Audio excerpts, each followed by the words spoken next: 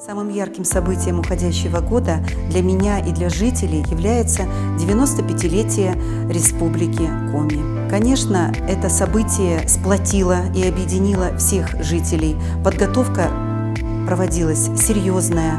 В каждом городе, в каждом муниципалитете, в каждом сельском поселении чувствовалось единение всех жителей, общественных организаций, творческих коллективов и всех неравнодушных людей. Юбилей Республики Коми продемонстрировал достижения и успехи наших жителей, творческих коллективов, яркие таланты. Хочу сказать, что юбилей Республики Коми – это новый этап в нашей совместной работе. Руководство Республики Коми вместе с жителями наметили новые программы, и необходимо отметить, что их реализация уже начата сегодня.